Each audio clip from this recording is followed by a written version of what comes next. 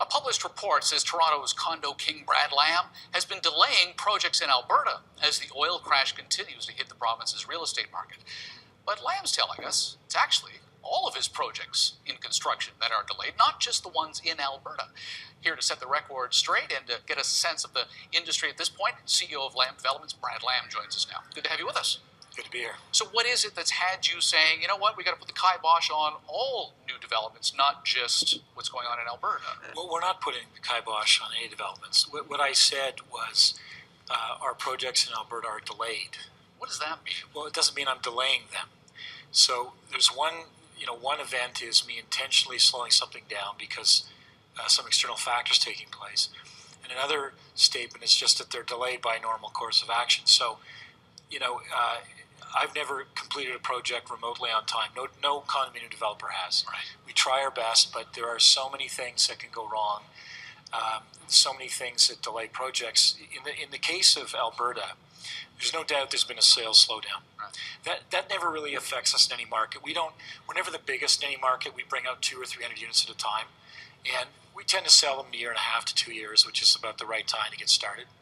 In Alberta, specifically in Edmonton, we have been trying to rezone our first tower, Jasper House, for 2 years. So we got a rezoning.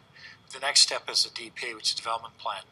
And it's taken about 2 years and 2 months this date from when in fact, about two years and 4 months from when we got our application in. So it's a slower process there than it is here. So it's red tape, not black gold. Right. So we can't start our construction drawings until we know exactly what we're building. And so here it's called a site plan approval. In Alberta it's called DP. And it takes about 8 months to do your construction drawings. So we're at a minimum 8 months from when we get our DP, and we don't have it yet. So we're going to be fine with sales. In the case of this particular situation, I wouldn't call it red tape. It's just a normal process for getting something done in the city. It doesn't have a lot of high-rise development. Mm-hmm. What about British Columbia? They came up with their budget yesterday. They had some provisions for affordable housing units, working with developers. Is that the kind of thing that interests you? Well, we have a problem in Vancouver has a major problem with pricing. We have a problem here in pricing, but it's in the single-family home market. Mm-hmm. It's not in the condo market. Our condominiums are actually quite fairly priced. I mean, a one-bedroom apartment in Toronto is probably $300,000. And if you look at other markets around the world, we're quite cheap. What about Vancouver, though? Well, I would say Vancouver's overpriced. I personally would not be buying real estate in Vancouver now. What would you need to see to change that opinion? Well, so many things. Vancouver would have to expand somehow unnaturally. It's a very small city, and there's not enough land to develop. So if you want to live in Vancouver, you have to line up with all the people that want to live in Vancouver. It's one of those cities. It's going to be like, Manhattan or Hong Kong or Central London. It's just destined to be overpriced. So I wouldn't buy a home in London if I could afford it. I wouldn't buy a home now in New York. It's crazy expensive places to live. So I think that it's a city that's destined to be a place for wealthy people. It's unfortunate, but I think it's the geography, really. So you don't think that provincial legislation can move the needle on housing affordability in Vancouver? Not to any extent where it's going to change anyone's life dramatically, no. Okay, now as far as the Canadian dollar is going subpar, does it affect a developer like you? Do your steel beams come from America? No, we don't see in my business.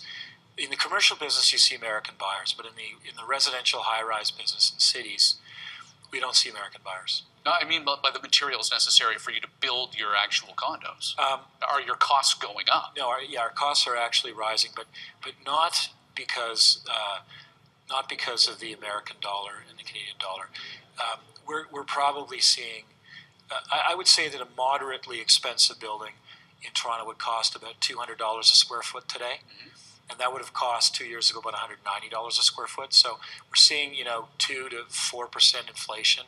Nothing really, and price inflation has exceeded that. So that just sounds like land costs are going up. We're not making more land, therefore the value of it's on the rise. City-based costs are going through the roof. So there's a huge amount of increased costs that the city's collecting, and you're talking taxes, levies, construction levies in the city have doubled in the last 2 years. So they've gone from $10,000 to $20,000 for a one-bedroom apartment. They were zero 10 years ago. Land prices are up about 500% in 10 years, and city prices are up infinitely in 15 years. City costs. Brad, interesting stuff. We appreciate your perspective. Thanks for coming in. Thank you.